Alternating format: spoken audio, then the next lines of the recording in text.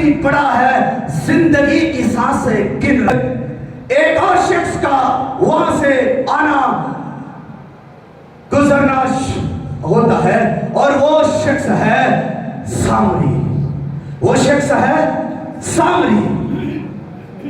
और जब वो शख्स अपनी सवारी पर आ रहा है तो वो जो पड़ा हुआ है, अदम हुआ, सांसें गिन रहा है, मरने के करीब है, वो फिर एक बात उम्मीद बांधता है कि ये जो शख्स आ रहा है मेरी मदद करेगा। ये शख्स जो आ रहा है मुझे उठाएगा, मुझे अच्छी जगह पर ले जाएगा, शायद मेरी जिंदगी ये बचा ले। वो इस आने वाले शख्स पर भी उम्मीद बांधता है। और जब वो शख्स आता है तो वो उसके करीब जब पहुंचता है वो उससे देखता है कि ये एक शख्स है, ये एक इंसान है और ये इंसान उस जगह पर अदम हुआ पड़ा हुआ है, ये जख्मी है, इसके खून निकल रहा है और इसकी सांसें डूब रही है। उसका दिल चेक करता है, उसकी नब्ज चेक करता है, उसके जख्म चेक करता है, वो तरस से भर जाता है, उस पर रेप खाता है, उसकी मदद के लिए तैयार हो जाता है और उसे फर्स्ट एड देता है। और पहली मदद जो उसकी वो करता है वो फौरन उसके जख्मों को साफ करता है, मरहम पट्टी करता है, तेल और मैल लगाता है और फिर उसको उठाकर अपनी सवारी पर रखता है और लेकर जाकर वो उसे सराय में ले जाता है, जो उस वक्त की एक अच्छी जगह है। सराय में ले जाकर उसको वो वहां पर रखता है और फिर क्योंकि उसने आगे जाना था वो एक प्यारे को उसकी हिफाजत के लिए कहता कि इसकी खबरगिरी कर, इसकी देखभाल कर, मैं तुझे और भी दूंगा। उसको 2 दिनार देता है और 2 दिनार देकर उसको और देने का वादा करता है। कहता है मैं वापसी पर तुझे और दूंगा, इसकी जान बचनी चाहिए। उसने ये नहीं सोचा कि ये यहूदी है, उसने ये नहीं सोचा कि ये किस मजहब से है, किस कबीला से है। उसने ये देखा कि ये इंसान है और मजबूर है, लावारिस पड़ा हुआ है, बेबस पड़ा हुआ है, अदम हुआ है, उसकी मदद करनी चाहिए। उसने उसकी मदद की और उसका नाम क्या था? सामरी। सामरी ने उसकी मदद की। भेड़ किसकी है? भेड़ यीशु मसीह की है। भेड़ यीशु मसीह की है और अजर कौन देगा? यीशु मसीह। भेड़ यीशु मसीह की है और वो शख्स जो आगे निकल गया था, जिसने फिर देने का वादा किया, यीशु मसीह के लोगों की, भेड़ों की जो खबरगिरी करते हैं, जिन्हें अच्छी जगह पर पहुंचाते हैं, जो उनकी फेवर करते हैं, खुदावंद उन्हें अजर देता है और फिर देने का वादा भी करता है। जब खुदावंद यीशु मसीह दोबारा आएंगे तो अजर देंगे, क्योंकि भेड़ खुदावंद यीशु मसीह की है। Hallelujah, hallelujah.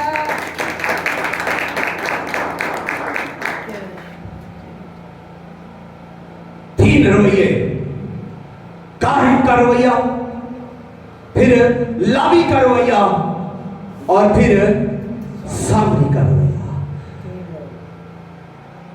काहिन का रवैया क्या था? काहिन का रवैया ये था कि जो तेरा है वो मेरा ही है। सॉरी, डाकू का रवैया, ये डाकू का रवैया है।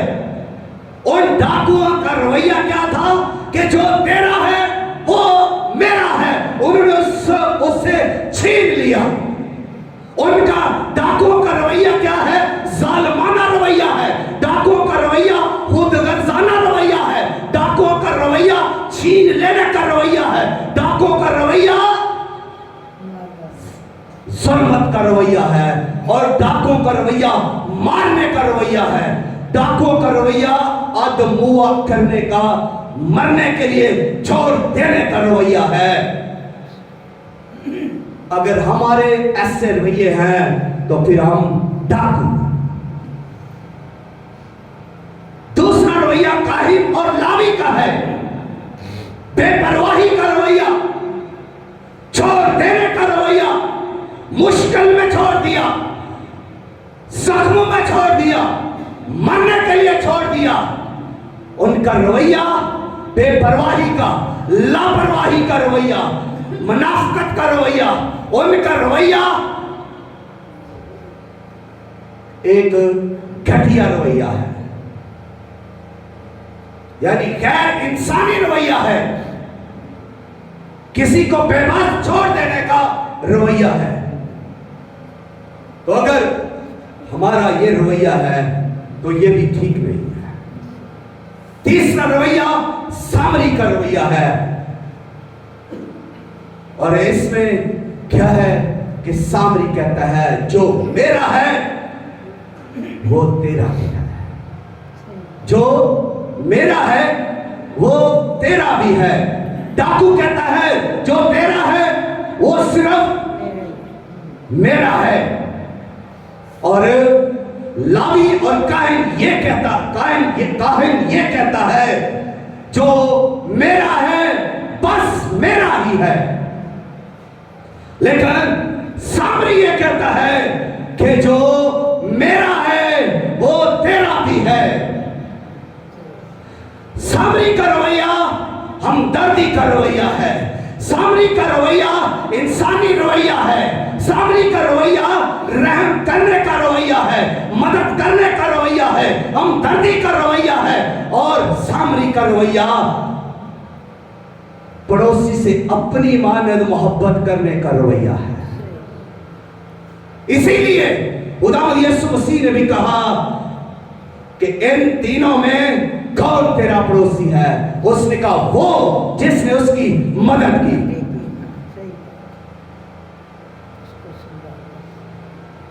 तो अगर हम हुक्मों में देखें तो खुदावंद कहता है कि तू अपने पड़ोसी से अपनी मानद मोहब्बत कर। तो हमारे रवैये क्या है? तीन चीजों का आने वाले जहान में सख्ती से पूछा जाएगा। पहली बात पूछा जाएगा वक्त के बारे में, दूसरी बात पूछा जाएगा उस तोड़े के बारे में, उस बरकत के बारे में जो आपको दी गई है। तीसरी चीज जिसके बारे में सवाल किया जाएगा वो है माल, दौलत। इस सामरी ने अपने वक्त की कुर्बानी दी। ये किसी इंपॉर्टेंट काम जा रहा था, लेकिन उसने अपने उस वक्त को, जो कीमती वक्त था, उसने उस जख्मी के साथ गुजारा। जो एक शख्स मर रहा था उसके साथ उसने वक्त गुजारा, कुर्बानी दी अपने वक्त की। हम अगर अपने वक्त को किसी ऐसे शख्स के साथ गुजारते हैं जो मर रहा है अपनी बेबसी में, जो मर रहा है अपने गुनाह में, अगर हम उसकी रूह को बचा लेते हैं तो अजर किसने देना है? यीशु ने, क्योंकि भेड़ उसकी है। उसने वक्त की कुर्बानी थी। फिर दूसरी बात, उसने अपने तोड़े का भी इस्तेमाल किया, उसने अपनी हिकमत का इस्तेमाल किया, उसने अपनी लियाकत का इस्तेमाल किया, उसने अपनी ताकत का इस्तेमाल किया। उसने पहले उसको हिकमत के साथ उसके जख्मों को साफ किया, तेल मैं के साथ साफ बांधा, और फिर ताकत के साथ उसे उठाया, अपनी सवारी पर बिठाया और उसे सराय में ले गया। और तीसरी बात, उसने अपनी दौलत का इस्तेमाल किया। उसने पटियाले को जो उसकी खबरगिरी कर रहा था उसको 2 दिनार दिए, ताकि इसकी जो तूने खबरगिरी की है ये रख, और वापसी पर फिर मैं तुझे और ज्यादा दूंगा, क्योंकि वो उसकी जान बचाना चाहता था। फिर खुदावंद यीशु मसीह की है और अजर खुदावंद यीशु मसीह देगा। आखिरी बात करने लगा हूं, सुनिएगा। शमसून एक ताकतवर शख्स,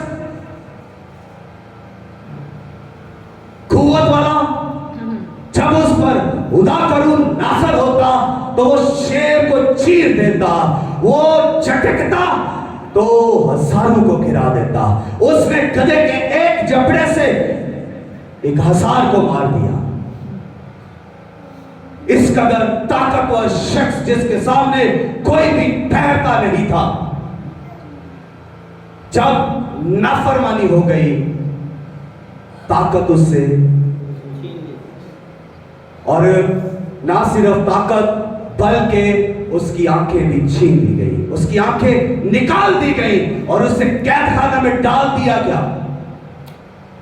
और वहां पर वो चक्की पीसता था।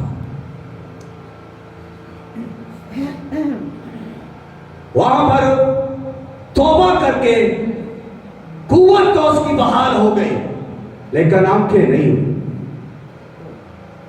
अंधा रहा। कुव्वत आ गई, सैमसून के पास कुव्वत थी, लेकिन वहां पर एक बच्चा था। बच्चे के पास उतनी ताकत नहीं थी, बच्चे के पास आंखें थी, सैमसून के पास आंखें नहीं थी। बच्चे के पास ताकत नहीं थी, सैमसून के पास ताकत थी। और देखें, बच्चे ने जो उसके साथ किया, उसने उसे राह दिखाया, वो उनको उस पिलर तक ले गया। और सैमसून के पास ताकत थी, सैमसून ने अपनी ताकत का इस्तेमाल किया और उन पिलर को गिराया तो सारी बिल्डिंग गिर गई। जो कुछ बच्चे के पास था वो सैमसून के पास नहीं था, जो सैमसून के पास था वो बच्चे के पास नहीं था। मेरे अजीजों, अगर इसी तरह हम आपस में मिल जाए, एक हो जाए, जो आपके पास है शायद वो मेरे पास नहीं है, जो मेरे पास है शायद वो आपके पास नहीं है। अगर हम एक हो जाए तो कहां से कहां निकल सकते हैं। रसूलों को देखिए, यरूशलेम से चले सामरिया, यहूदिया, जमीन की इंतहा तक निकल गए। अगर हम भी इसी तरह एक होकर चलेंगे तो हम भी इस जमीन की हदों को छू लेंगे। जो कुछ आपके पास है शायद मेरे पास नहीं है, और जो मेरे पास है शायद वो आपके पास नहीं है। एक होने की जरूरत है, एक दूसरे पर रहम करने की जरूरत है, सामरी का रवैया इख्तियार करने की जरूरत है, रहम करने की जरूरत है, मुनाफिकत को बाहर निकालने की जरूरत है, ज़ुल्मत को बाहर निकालने की जरूरत है, गैर इंसानी रवैये को बाहर निकालने की जरूरत है, और मोहब्बत करने की जरूरत है, रहम करने की जरूरत है, मदद करने की जरूरत है, अपना वक्त देने की जरूरत है, अपना माल देने की जरूरत है, और अपनी लियाकत देने की जरूरत है, अपनी ताकत देने की जरूरत है, ताकि भेड़ें बचाई जा सके और जलाल उदा को मिले। भेड़ उदावत की है, अजर उदावत देगा। आए अपने कदमों पर खड़े होए और थोड़ी देर के लिए इस कलाम के लिए शुक्रगुजारी के अल्फाज कहिए।